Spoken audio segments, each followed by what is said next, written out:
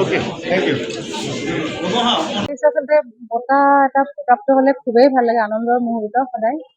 আৰু আজিও খুব ভাল লাগিছে, কিন্তু আনন্দৰ লগতে দুখো লাগিছে। আৰু দুখ কিয় লাগিছে সেয়া সকলোৱে জানে। ভিতালী দাসৰ নামত বঁটাটো বেছি অলপ সোনকালে হোৱা যেন লাগিছে। তথাপিও প্ৰকৃতিৰ নিয়ম আমি মানিবই লাগিব। তেখেত য'তে আছে শান্তিত থাকক, সেয়াই কামনা কৰিছো সদায়।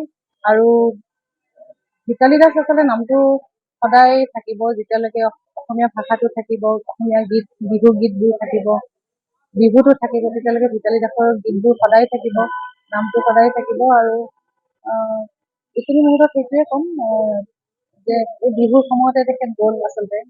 আমাৰ কুলিজনী বুলিয়ে কোৱা হয় সদায়, বহাগৰ কুলি। কিন্তু তথাপি আমি সেই ধাৰাটো অব্যাহত ৰাখিব লাগিব, নতুন প্ৰজন্মই আগবঢ়াই লৈ যাব লাগিব। তেখেতৰ ছোৱালীয়ে এতিয়া ধুনীয়াকৈ গানবোৰ গাই আছে, আমাৰ ফালৰ পৰা শুভেচ্ছা মৰম সদায় আছে। আৰু বঁটা পাইছো, ভাল লাগিছে সেইটো কম। আৰু আমিতো সদায় অভিন্নই আছিলো বাৰু, একেলগে সদায় কাম কৰিছো বাইদেউ ভণ্টিৰ দৰে। এতিয়া ভিতালী দাস নামটো মোৰ লগত মানে সংপৃক্ত হৈ থাকিলে সেইটো এটা আনন্দ। হয় হয়, আচলতে কি হয়, প্ৰথমতে আমি এবছৰ দুবছৰমান সাংঘাতিক দুখত আছিলো, মানে ডিপ্ৰেশ্যনত যোৱা বুলি ক'লেও ভুল নহয়। কিন্তু পিছলৈকে নিজক মনত এই বুলি সান্তনা দিছো যে আমি এতিয়া নাই বুলি নাভাবো। আচলতে ভিতালী দাস আছে, আমাৰ মাজতে আছে। আৰু এই বিহু আহিছে, গীতবোৰ যে বাজি থাকে, গতিকে ভিতালী দাস সদায় থাকিব। সেই সন্তুষ্টিটো মনত ৰৈ থাকো। উত্তৰ গুৱাহাটীৰ সুসন্তান তথা অসমৰ সংগীত জগতক এক মানচিত্ৰ আচলতে বিশেষ স্থান দিয়া ভিতালী দাসক আমি হেৰুৱাইছিলো। সেয়া আছিল কভিডৰ সময়। আৰু সেই সময়তে আমি উত্তৰ গুৱাহাটীৰ সাংবাদিক সন্থাই এটা সিদ্ধান্ত লৈছিলো যে উত্তৰ গুৱাহাটীৰ এইগৰাকী মহান শিল্পীক আমি চিৰদিনৰ কাৰণে জীয়াই ৰাখিব লাগিব। তাৰপিছতে আমি সেই সময়তে মাস্ক পৰিধান কৰি ভিতালী দাসৰ শ্ৰদ্ধাঞ্জলি অনুষ্ঠান আমি ৰূপায়ণ কৰিছিলো। আৰু সেই অনুষ্ঠানতে আমি যি আমাৰ সিদ্ধান্ত আছিলে, সেই সিদ্ধান্ত মৰ্মে আমি প্ৰতি বছৰে ভিতালী দাসৰ নামত শ্ৰদ্ধাঞ্জলি অনুষ্ঠানৰ আয়োজন কৰোঁ। আৰু প্ৰথমবাৰ আমি এই বঁটা প্ৰদান কৰিছিলো আন্তৰ্জাতিক খ্যাতিসম্পন্ন শিল্পী তৰালী শৰ্মা বাইদেউ। তাৰ পিছৰবাৰ আমি জনাইছিলো জুবলি বৰুৱাক।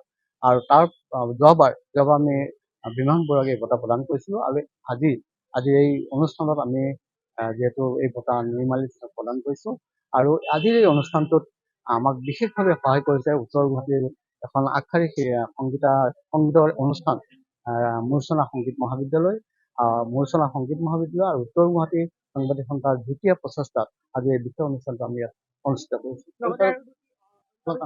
লগতে আমি আজি ক'ব লাগিব যে আজিৰ এই অনুষ্ঠানৰ লগত সংগতি ৰাখি উত্তৰ গুৱাহাটীৰ আন দুগৰাকী মহান ব্যক্তি, এগৰাকী হৈছে মায়াৰাম তামুলী, যিগৰাকীয়ে গোটেই জীৱন সংবাদ সেৱাৰ কাৰণে উৎসৰ্গা কৰিছিলে। তেখেত আছিলে দৈনিক অসমৰ প্ৰথমজন ষ্টাফ ৰিপৰ্টাৰ। গতিকে তেখেতক আমি শ্ৰদ্ধাঞ্জলি জনোৱাৰ ব্যৱস্থা কৰিছো। আৰু আনগৰাকী হ'ল ভৈৰৱ শৰ্মাদেৱ। ভৈৰৱ শৰ্মাদেৱ আছিলে উত্তৰ গুৱাহাটী মহাবিদ্যালয়ৰ তেখেত অৰ্থনীতি বিভাগৰ অধ্যাপক আছিলে। আৰু সমান্তৰালভাৱে তেখেতে সংবাদ সেৱা আগবঢ়াইছিলে। জানে যে তেখেতে গোটেই জীৱনটো তেখেতে সংবাদ সেৱাৰ লগত জড়িত হৈ আছিলে। আৰু তেখেতৰ বয়স এতিয়া ৮০ৰ ঊৰ্ধত। গতিকে এইগৰাকী মহান ব্যক্তিক আজি আমি বঁটা প্ৰদান কৰিছো।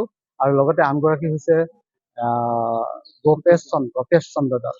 গপেশ চন্দ্ৰ দাসৰ ঘৰ হ'ল সৰুপেটত। আৰু তেখেত এগৰাকী ভাল নিবন্ধা কৰা হয়। আৰু লগতে তেখেত দৈনিক অসমৰ লগত জড়িত হয়।